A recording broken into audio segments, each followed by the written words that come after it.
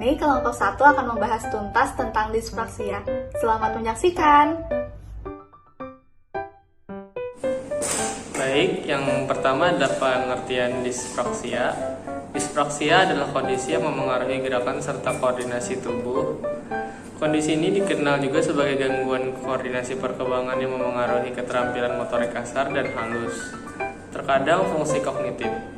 Disfraksia terjadi akibat adanya gangguan pada sel saraf otak yang mengontrol pergerakan otot atau neuron motorik, sehingga otak sulit untuk memproses instruksi agar tubuh bergerak. Orang yang mengalami disfraksia tidak ada obatnya, namun penyakit ini dapat berhasil ditangani dengan terapi. Yang pertama, ada disfraksia ideasional.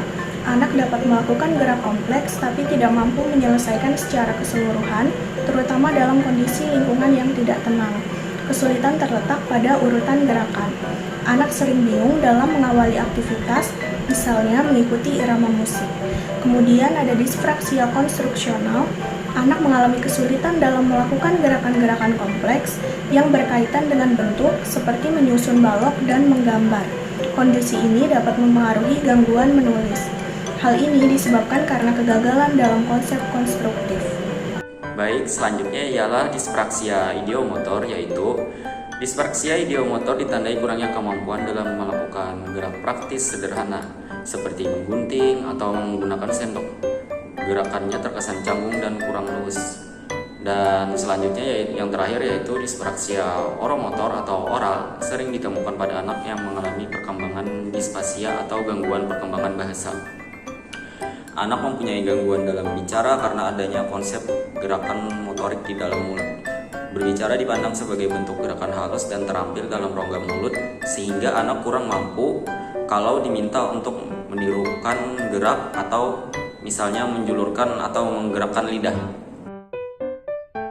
Yang pertama itu kesulitan dalam merawat diri, kedua kesulitan dalam pelajaran dan olahraga, ketiga kesulitan dalam menulis dan koordinasi motorik, keempat kesulitan dalam perhatian dan konsentrasi, yang kelima kesulitan dalam pergaulan sosial, yang keenam gangguan perilaku dan aktivitas sehari-hari, yang ketujuh kesulitan berbicara dan berbahasa.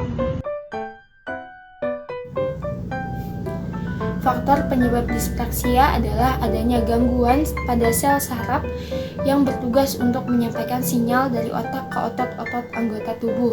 Namun hingga saat ini belum diketahui pemicu pasti terjadinya gangguan pada sel saraf tersebut.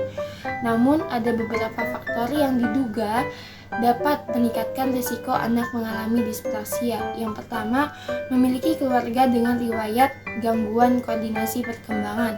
Yang kedua, kelahiran secara prematur atau usia kehamilan di bawah 37 minggu. Yang ketiga, lahir dengan kondisi BBLR atau berat badan lahir rendah. Dan yang keempat, ibu sering mengkonsumsi alkohol ataupun menyalahgunakan obat-obatan saat masa kehamilan. Disfraksia adalah kondisi yang akan berlangsung seumur hidup. Untuk penanganan disfraksia yaitu ada berbagai terapi yang bisa dilakukan untuk membantu penderitanya lebih mudah beradaptasi dalam melakukan aktivitas sehari-hari secara normal. Terapi untuk anak disfraksia adalah yang pertama ada terapi bicara, di mana terapi ini bertujuan untuk melatih keterampilan anak dalam berkomunikasi sehingga bisa berbicara lebih jelas. Kedua, ada terapi okupasi, di mana terapi ini bertujuan untuk meningkatkan kemampuan anak dalam melakukan suatu aktivitas dasar seperti menggambar dan menulis. Dan yang terakhir ada terapi motor perseptual, di mana tujuannya untuk meningkatkan keterampilan gerak, visual, bahasa, dan memahami cara orang lain. Beberapa upaya yang bisa dilakukan orang tua di rumah sebagai langkah terapi disfraksia pada anak sebagai berikut. Yang pertama, mengajak anak bermain puzzle untuk meningkatkan kemampuan persepsi visualnya.